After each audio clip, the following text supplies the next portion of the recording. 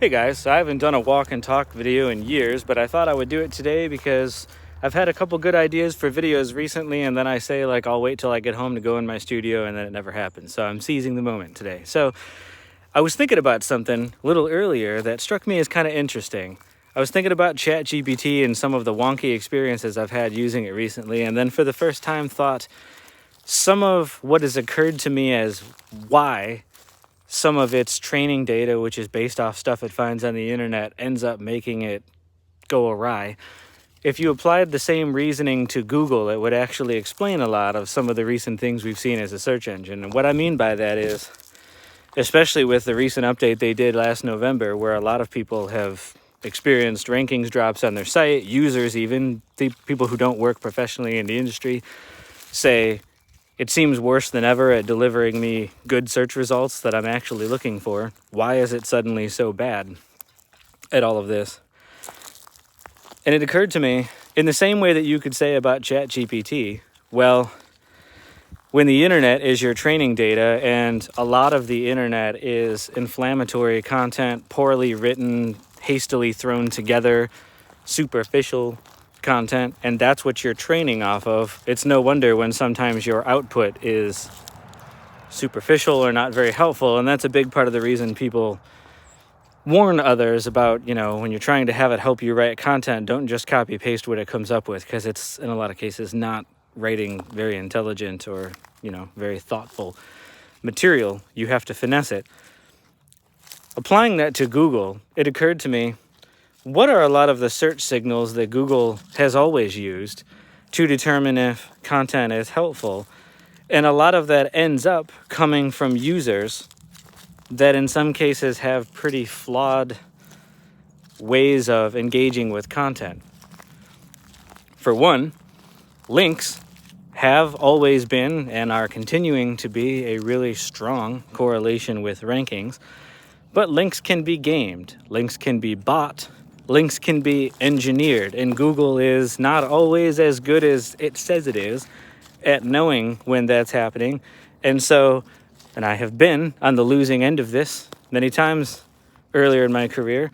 You could be working on a site where you're saying, our site has, we feel objectively, much more thoughtful content that goes into way more detail, that demonstrates a lot more career expertise in the answers than a competing site that is kicking our butts with much crappier content, but is doing it because they have a banging link profile. The end.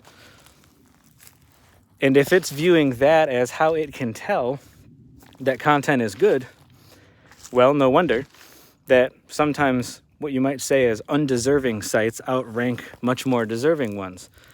But then other signals like, how much time did somebody spend on the page?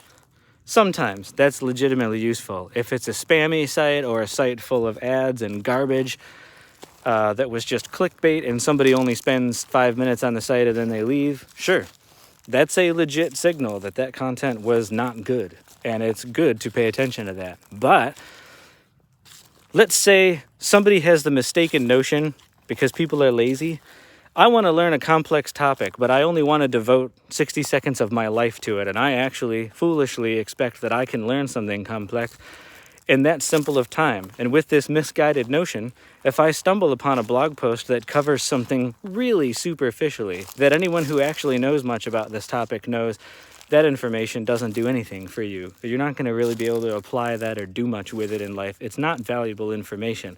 It's sophistry. It sounds impressive on a first read. And for a novice who knows nothing about that topic, you might come away investing 60 seconds of your life reading it saying, that was cool. And then that search signal will be like, yeah, that person read your whole article and scrolled up and down the page. Cool.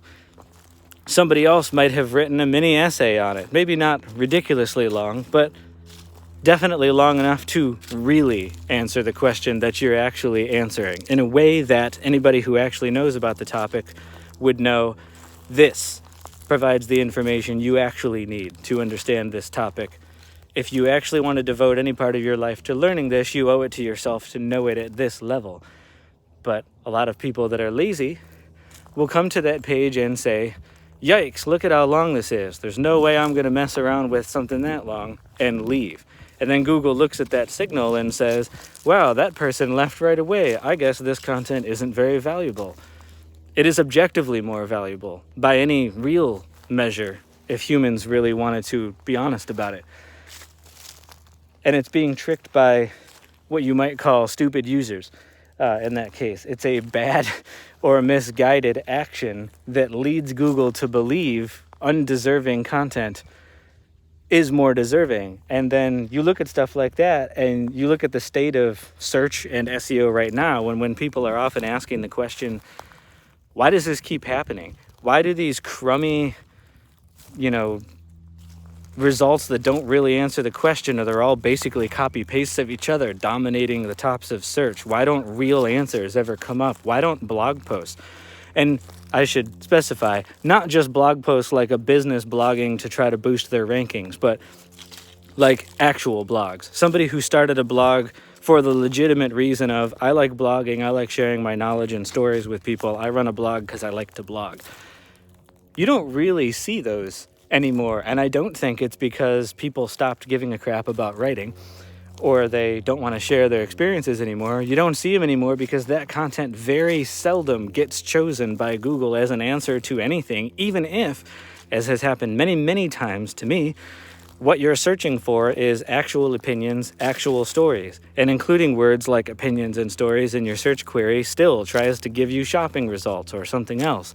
It's single-handedly, as people discuss a lot, the reason why insert thing you want to know and then Reddit is become such a popular search query. And not because Reddit is that great of a site, it's just that that's a reliable way to come upon actual discussions of actual human beings talking about a subject and not shopping results or some other BS that Google always tries to throw down your throat.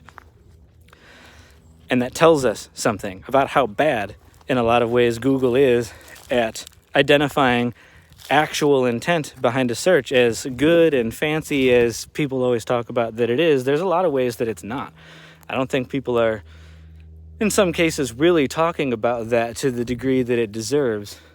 Maybe because they don't want to sound like they're just throwing shade or just being needlessly negative, and I get that. But real talk here, when I take off my professional SEO guy hat and I'm just a user trying to find stuff, I am often frustrated at how poor the results are. And I too often am like searching for something and Reddit, just because that is a way to get actual people talking about it. If you put forum or blog or something at the end of your search, it doesn't work in the same way. It doesn't make Google say, oh, I get it. You want a passionate enthusiast who happens to run a blog about travel or pet training or headphones. You want them talking about their favorite headphones. It doesn't figure that out. It still is like, you want headphones? I'll sell you headphones. I don't want to buy headphones. I don't want Best Buy. I don't want all these other results. And it occurred to me today that probably, like I've been saying, a lot of this frustration can be traced to,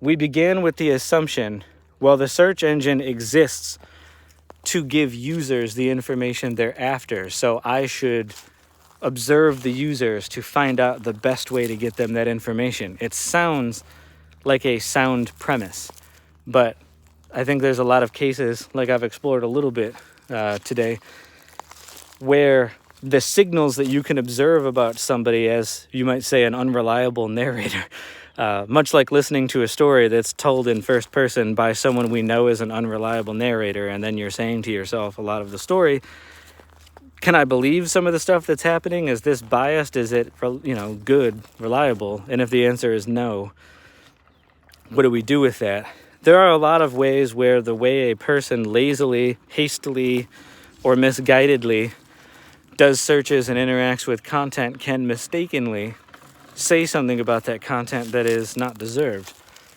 and elevates the wrong types of content, like what goes on right now with too many websites like Forbes that are not actually an authority on most of the things that get published on that site, outrank real authorities because they're Forbes, because that domain has so many links and so much general clout that there's no way that actual experts can outrank it. I shouldn't say no way, but it's difficult and it's rarer than it ought to be.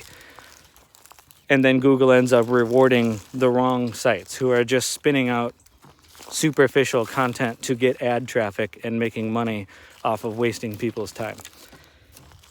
So I'm going to think a little more deeply on that topic, and I'll post maybe a follow-up video when I unpack that a bit more. But it just struck me as interesting when that occurred to me, that I was like, yeah, I've given a lot of thought to the ways that human training data can potentially mislead ChatGPT and some of the other AIs to do some of the wonky things they end up doing. It has never occurred to me, despite being an SEO professional, until today, to think of it quite in that way with, and what if you applied that to Google, and what if it misleads Google in some of the same ways? So in case you guys thought that was interesting to noodle on, I thought I would share. Give me your comments below. What do you think about all that? Do you think that's a good assessment of what's going on here? Do you have something to add on to it that I've missed? I'd love to read that. And otherwise, I'm going to wrap it up for now, and I'll catch you guys in the next video.